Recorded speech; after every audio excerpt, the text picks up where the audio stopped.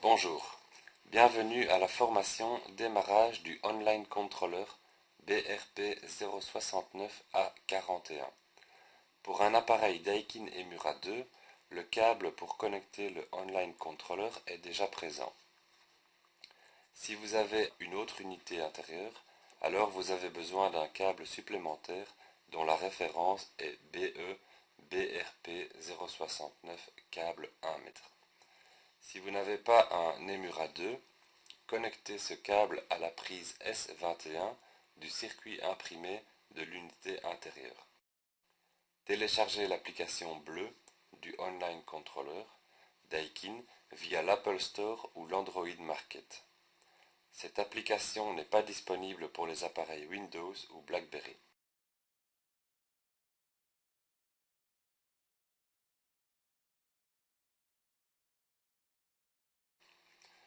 Dans cet exemple, nous connectons le Online Controller à un Emura 2. Retirez d'abord le panneau de décoration. Sur le côté droit de l'appareil, il y a un portillon qui donne accès au logement du Online Controller.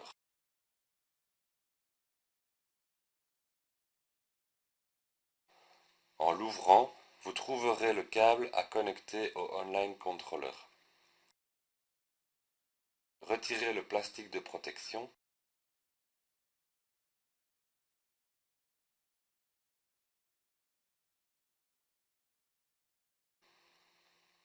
Ouvrez le Online Controller avec un petit tournevis plat.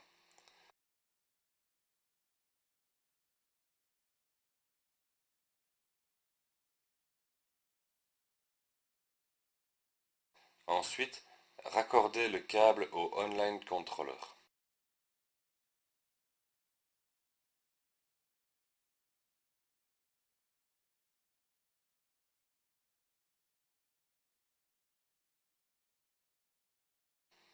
Il y a deux façons de mettre en service l'Online Controller, via le VPS ou le mode AP.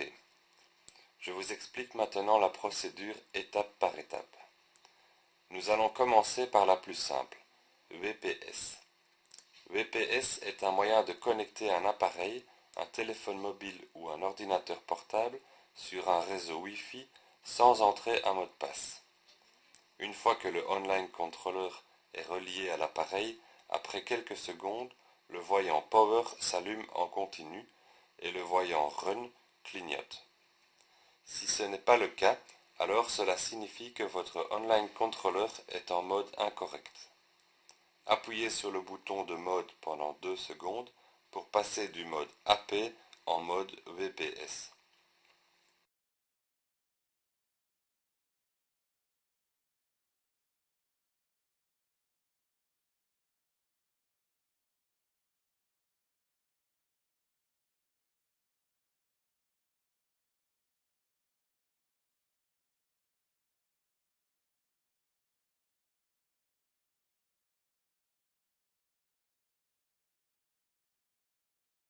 Si le voyant Run clignote, appuyez sur Setup pendant 2 secondes.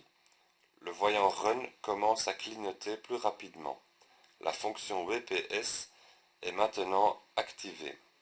Vous avez 1 minute pour appuyer sur le bouton VPS de votre routeur.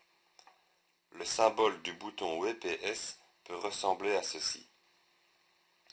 Sur le routeur Belgacom VOO Telenet, vous trouverez sur la face avant le bouton VPS du routeur. Après environ 30 secondes, le voyant Power et Run reste allumé en permanence. Cela signifie que la connexion entre le Online Controller avec routeur Wi-Fi est établie.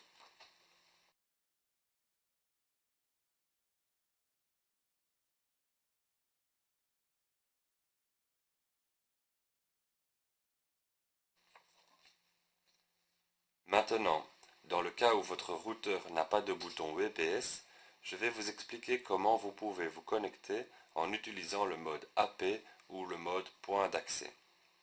Cela exige que le voyant jaune à côté de l'AP soit allumé. Si ce n'est pas le cas, appuyez 2 secondes sur le bouton Mode.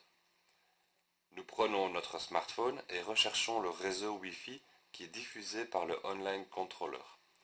Le nom et le mot de passe sont indiqués sur un des côtés du Online Controller. Nous entrons le mot de passe. La connexion est établie. Démarrer l'application du Online Controller. La connexion se fait directement avec l'appareil. Vous y trouverez une unité, sélectionnez l'appareil et appuyez sur plus. Maintenant, appuyez sur Connexion WLAN. Ici, vous devez entrer le nom et le mot de passe de votre réseau. Appuyez sur Enregistrer et puis cliquez sur Connecter. La connexion sera établie.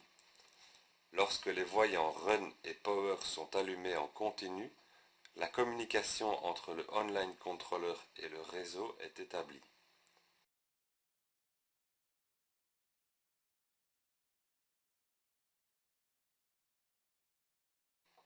Maintenant, connectez votre smartphone avec le réseau Wi-Fi correct, le même réseau où vous avez connecté le Online Controller.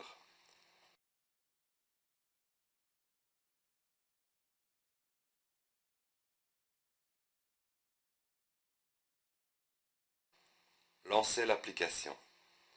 L'application recherche automatiquement tous les Online Controllers qui sont sur le même réseau que votre smartphone.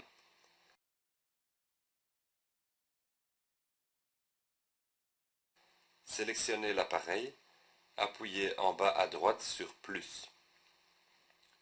Changez le nom de l'appareil en appuyant sur le nom de l'unité, par exemple Living.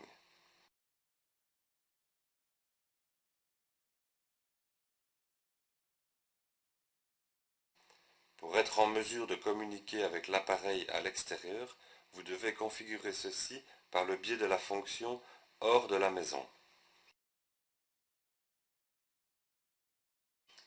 Activez cette fonction. Entrez un mot de passe.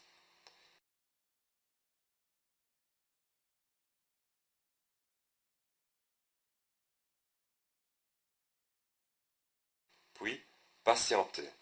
Votre compte sera activé sur le serveur. Maintenant, vous serez également en mesure de faire fonctionner l'appareil si vous êtes à l'extérieur.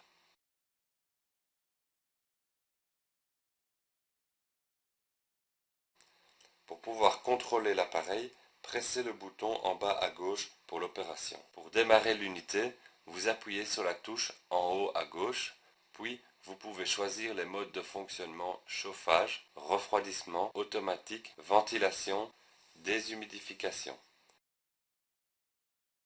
Si vous sélectionnez par exemple chauffage, vous pouvez utiliser le plus et le moins pour régler la température. Pour désactiver, appuyez sur la touche Off en haut à droite. Voici comment démarrer le Online Controller.